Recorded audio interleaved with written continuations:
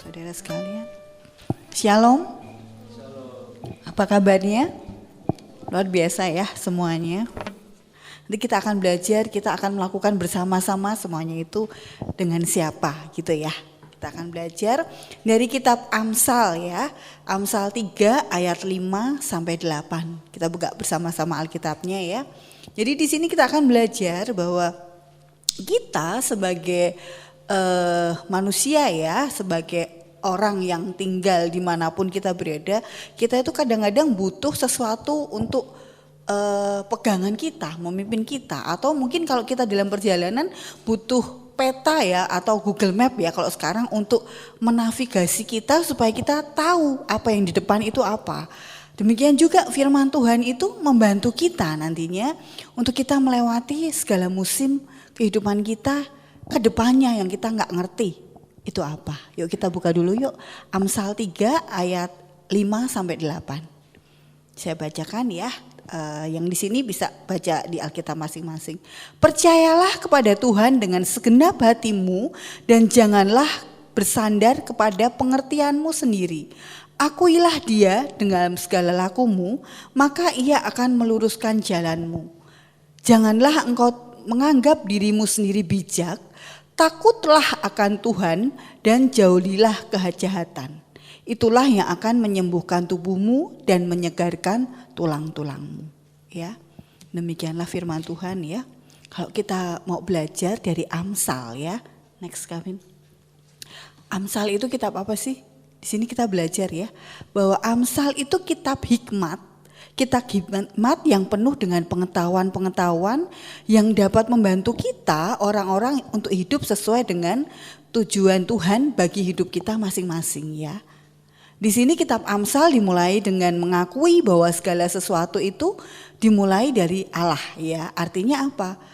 Tuhan Allah itu pencipta kehidupan kita.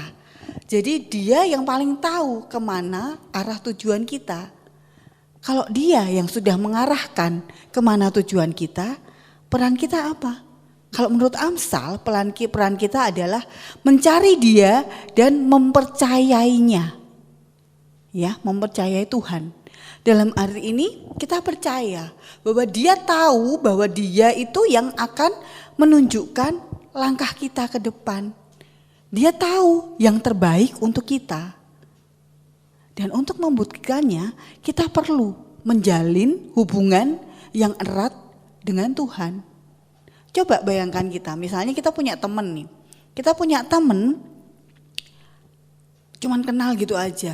Bisa enggak teman itu nunjukin kita atau tahu kita luar dalam? Kan enggak bisa ya. Harus kan mengenal dulu ya. Kalau kita mau berjalan bersama-sama, mau melakukan secara bersama-sama, intinya kita harus kenal dulu. Kalau kita enggak kenal, kita enggak bisa jalan bersama-sama.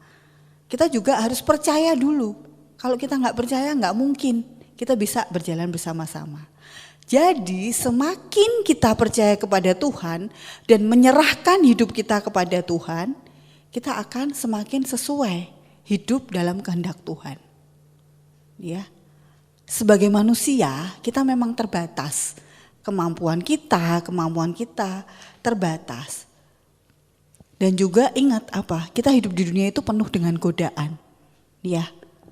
Banyak sekali godaan yang ada di sekitar kita, ya. Manusia dalam kehidupannya banyak godaan dan bahkan seringkali bisa terjatuh pada lubang yang sama.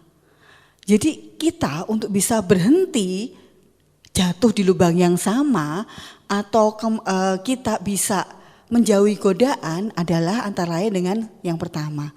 Berhati-hatilah untuk memilih teman atau komunitas ya. Firman Tuhan juga berkata ya, di Amsal 13 ayat 20. Siapa bergaul dengan orang bijak akan menjadi bijak. Tetapi siapa berteman dengan orang bebal menjadi malang. Ya. Diingatkan pula pada 1 Korintus 15 ayat 33 dikatakan bahwa pergaulan yang buruk akan merusakkan kebiasaan yang baik. Jadi di sini jelas ya, kita harus berhati-hati untuk memilih teman atau komunitas di mana kita berada.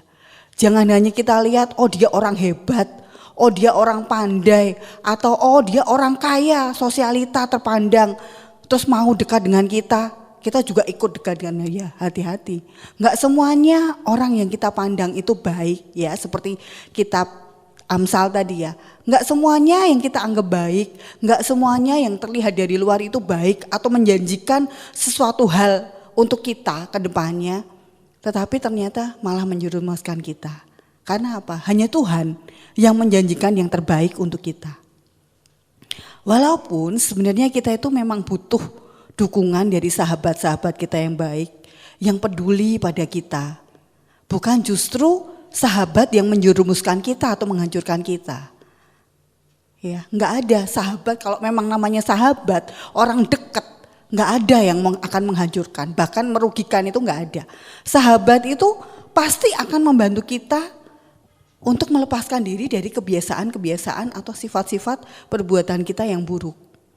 Kalau misalnya seorang teman atau seorang sahabat justru banyak merugikan pada kita, itu mungkin bukan teman. Dia hanya mengajak kita untuk sesaat saja gembira. Ya. Kemudian yang kedua, hidup kita penuh godaan, penuh gonjangan, ya. Kemampuan kita terbatas. Artinya supaya kita tidak lagi jatuh kepada lubang yang sama, kita harus apa? Tidak memberi toleransi kepada iblis, ya. Walaupun ada kalanya kita sulit memperhatikan, kita sulit tahu langkah apa yang harusnya kita tempuh ke depannya. Kita sulit untuk tidak kembali pada kesalahan yang sama. Godaan selalu datang ya. Tapi kita kadang-kadang bisa berkata, sekali-sekali aku gini gak apa-apa lah. Kadang-kadang terbersit ya seperti itu ya kalau kita diajak untuk melakukan sesuatu yang sesuatu yang nggak bagus gitu ya. Kadang-kadang kita nggak apa-apa lah sekali-sekali. Tapi lama-lama kalau kita terus-teruskan akan apa? Akan menjadi keterusan. Tapi siapa sih yang bisa menjamin bahwa kita nggak akan kebablasan setelah kita bermain-main kembali pada saudara yang sama? Nggak ada kan yang bisa menjamin. Jadi itulah sebabnya firman Tuhan mengingatkan kita agar tidak memberi toleransi pada iblis. Ya, iblis itu apa? Bapa segala penipu ya. Di sini di Efesus 4 ayat 27 disebutkan bahwa dan janganlah memberi kesempatan kepada iblis ya. Kalau kita sudah berusaha berhati-hati memilih teman atau memilih komunitas. Kemudian kita juga berniat untuk tidak memberikan toleransi pada iblis. Lalu bagaimana? Kita manusia ya, masih saja selalu gagal. Jadi kita harus bagaimana nih? Yang pasti Tuhan mengajak kita semua untuk selalu mengandalkannya. Ya, tetap andalkan Tuhan. Hidup mengandalkan Tuhan. Melakukan semuanya bersama Tuhan. Seperti dalam Amsal tadi ya, yang Amsal 3 ayat 5 sampai 8 ya. Yang pertama adalah apa? Kita percaya kepada Tuhan dengan segenap hati, bukan dengan setengah hati ya. Di sini ya. Percayalah kepada Tuhan dengan segenap hatimu dan janganlah bersandar pada pengertianmu sendiri. Jadi kegagalan dalam hidup itu sering terjadi karena tidak mengandalkan Tuhan. Atau hanya mengandalkan Tuhan dengan setengah hati. Serta bersandar pada kepandaian atau kekuatan kita sendiri. Kadang kita gak sadar karena kita terlalu merasa Tuhan itu selalu bersama kita. Tuhan ada bersama kita, Tuhan memberi kepandaian pada kita. Kadang kita gak nyadar bahwa kita itu apa? Terlalu menyombongkan diri kita sendiri. Aku bersama Tuhan kok, aku pasti bisa. Kadang-kadang justru hal-hal itulah yang malah justru bisa menjatuhkan kita. Ya, di sini di Yeremia 17 ayat 7 juga disebutkan bahwa diberkatilah orang yang mengandalkan Tuhan dan yang menaruh harapan pada Tuhan. Ya, kalau kita mengandalkan diri kita pada Tuhan dan sepenuhnya menaruh harapan kita pada Tuhan, artinya apa? Kita sungguh-sungguh percaya, kita berserah penuh. Ya, kalau saya selalu ingatkan berulang kali dalam renungan, berserah itu bukan berarti menyerah, tetapi apa?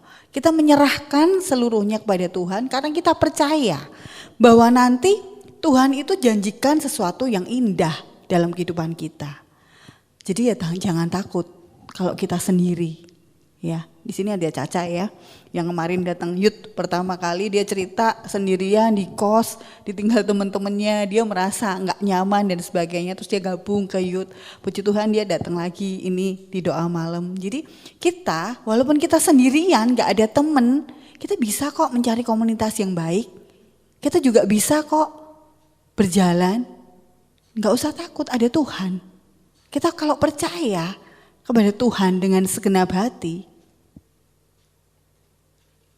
kita pasti akan diberkati. Kita percaya ada Tuhan yang ada di samping kita, yang selalu memimpin kita, ada di depan kita. Ya. Yang kedua adalah mengakui Tuhan dalam segala tingkah laku kehidupan. Tadi disebutkan ya di Amsal 3 ayat 6. Akuilah dia dalam segala lakumu, maka ia akan meluruskan jalanmu. Ya. Dalam kehidupan kita sangat-sangat membutuhkan pimpinan Tuhan. Karena apa? Jalan kita itu sering salah. Kita sering meleng. Bahkan kita tersesat ya, seperti ilustrasinya ini ya. Kita jalan itu kalau nggak ada yang ingatkan, kadang-kadang harusnya lurus ke sana malah kita belok ke kanan. Tapi ingat, ada Tuhan yang selalu akan meluruskan jalan kita kalau jalan kita itu salah. Mengakui Tuhan dalam segala perbuatan kita, berjalan bersama Tuhan, Tuhan akan selalu mengingatkan kita di setiap jalan kita, ya. Seperti halnya bayi baru lahir, kalau dia belajar berjalan, mesti kan sering meleng-meleng ya, bahkan sering jatuh-jatuh ya. Artinya apa? Dia perlu bantuan dari orang tuanya. Nggak ada bayi yang baru lahir, tahu-tahu jalan sendiri, nggak ada. Mesti ada orang yang bisa diandalkan untuk dia belajar berjalan. Seperti halnya kita di sini. Tuhan itu siap membantu kita untuk mengatasi segala kelemahan kita. Sehingga kita mampu untuk berjalan lurus. Kalau kita mau belok, kalau kita percaya dan mengakui adanya Tuhan, pasti Tuhan mengingatkan. Ya, kita nggak akan tersesat. Kalau kita mengakui ada Tuhan di dalam kehidupan kita. Ya, kita akan selalu bersuka cita kalau kita selalu mengandalkan Tuhan. Ya.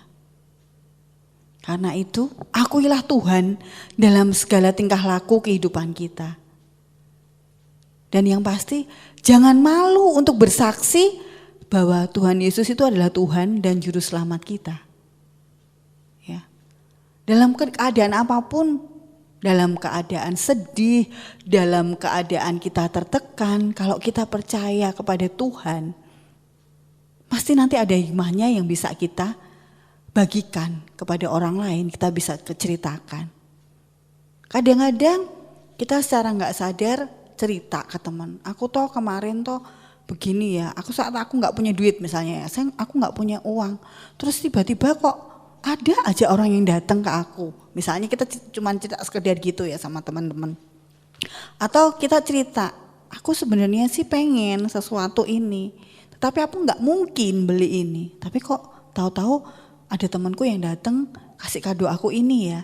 Berarti itu kan apa ya, ada suatu keajaiban, ada sesuatu jawaban atas permintaan kita, walaupun kita nggak secara langsung berdoa di situ. Tetapi artinya di sini bahwa Tuhan itu tahu apa yang jadi kebutuhan kita. Kalau kita ceritakan ke teman kita, ke saudara kita, itu sama aja kita bersaksi bahwa semuanya itu tuh nggak ada yang serba kebetulan. Semuanya itu karena Tuhan.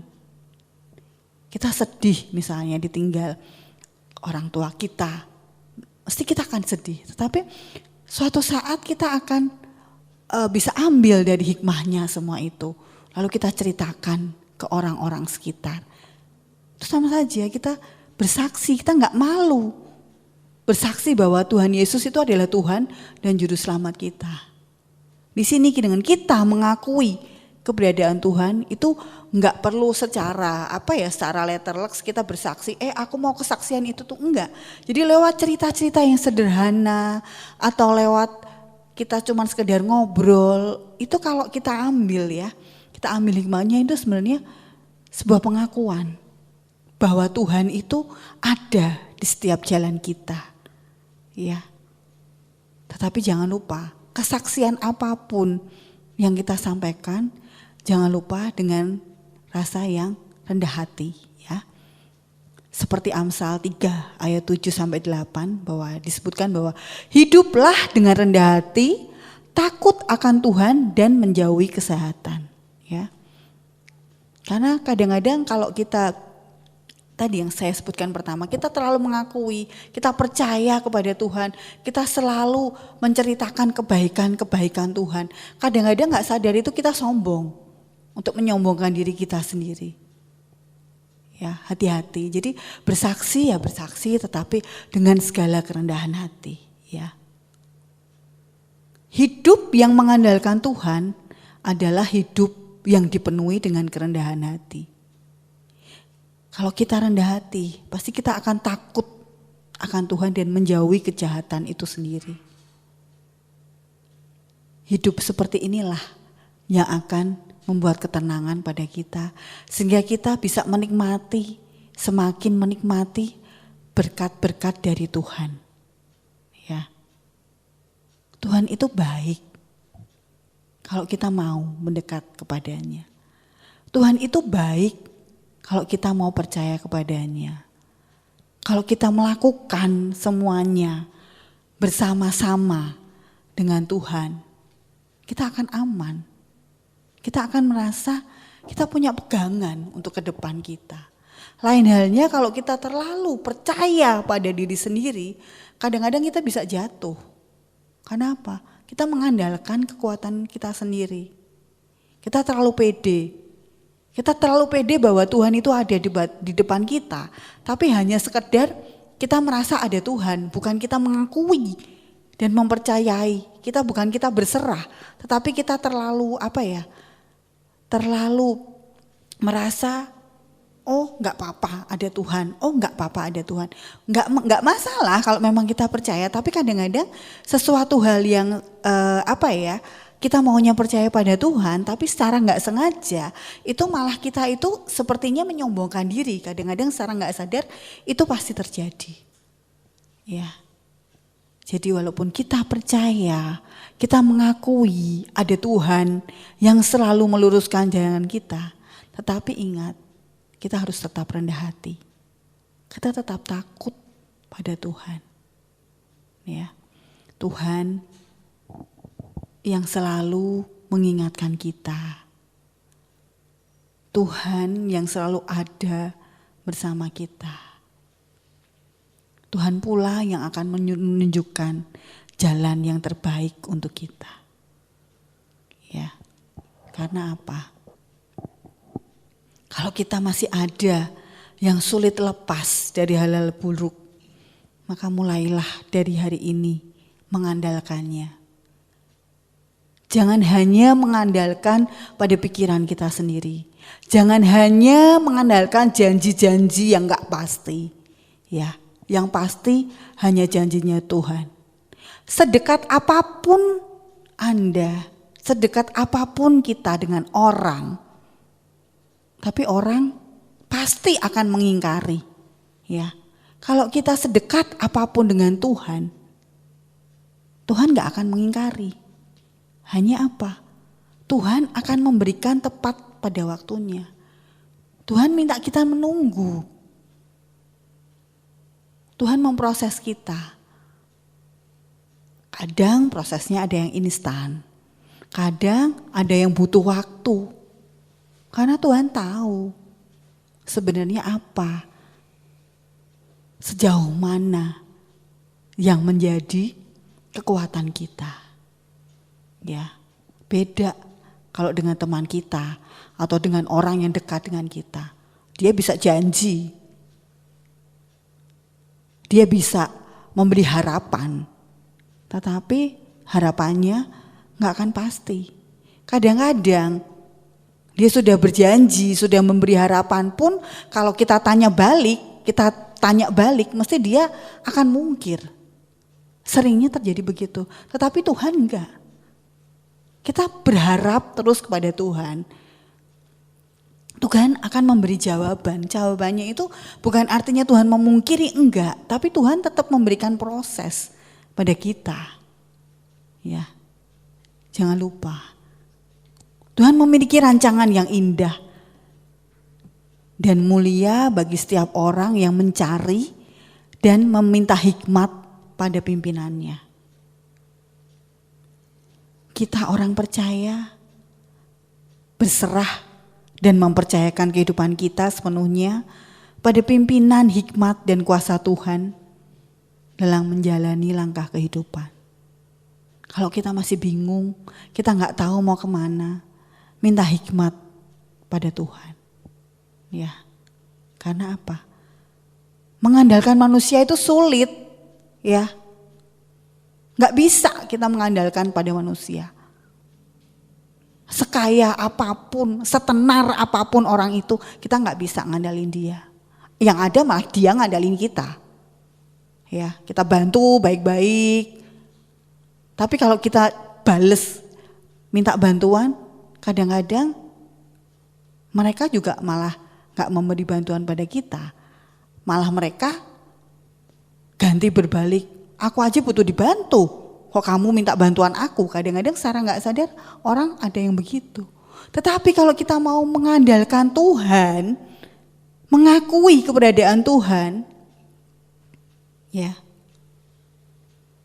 kita akan merasa lebih tenang di sini. Ada sesuatu yang Tuhan janjikan. Yang kita tahu semua janjinya ya dan amin. Ada waktunya untuk dia. Dia yang selalu ada untuk kita. Dia yang selalu memaafkan segala kesalahan kita. Ya, ilustrasinya begini, kalau orang marahan, orang jauh, terus kita minta maaf, Tuhan pasti memaafkan.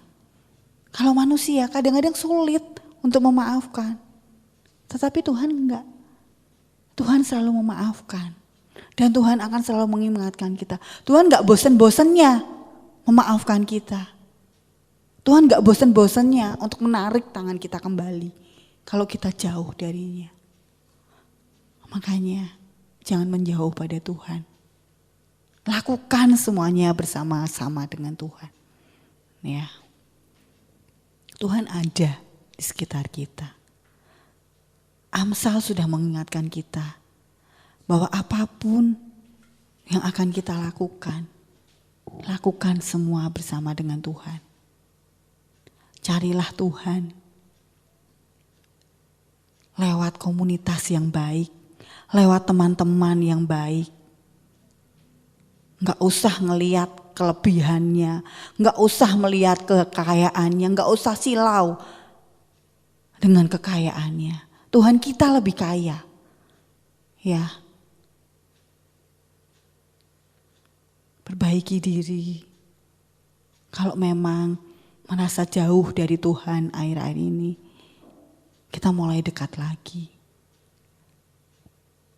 Kalau kita terlalu percaya diri bahwa Tuhan itu ada, kadang kita lupa bahwa itu semuanya dari Tuhan. Mulailah belajar merendahkan diri, menerima semua yang Tuhan berikan pada kehidupan kita. Lakukan semuanya bersama Tuhan. Ikuti alurnya Tuhan, nikmati prosesnya. Walaupun proses itu kadang sakit, walaupun proses itu kadang melelahkan, tetapi ingat, ada janji Tuhan yang indah untuk kita semua nanti. Ya, Tuhan itu baik, benar-benar baik. Ya, dalam kehidupan saya kadang juga jauh dari Tuhan. Kadang-kadang saya ngambek sama Tuhan. Tuhan kok gini sih?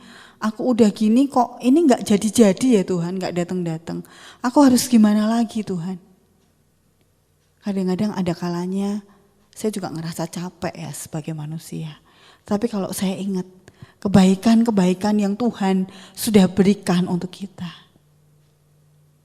Tuhan akan mengarahkannya kembali.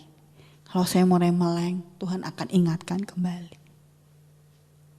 Kalau kita sudah menjadikan Tuhan sebagai sahabat kita, sebagai Bapa kita, dalam keadaan apapun, situasi apapun, kita mesti akan ngomong sama Tuhan.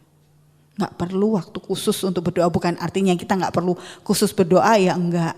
Tapi misalnya begini, kita ngalami dalam kerjaan, kita mandek dalam kerjaan, aduh Tuhan, ini gimana sih Tuhan? Aku harus gimana? Kadang-kadang cuman kita ngomong gitu aja, itu tuh langsung merasa, kalau saya pribadi ya, saya merasa ada kekuatan baru daripada saya ngedumel sendiri.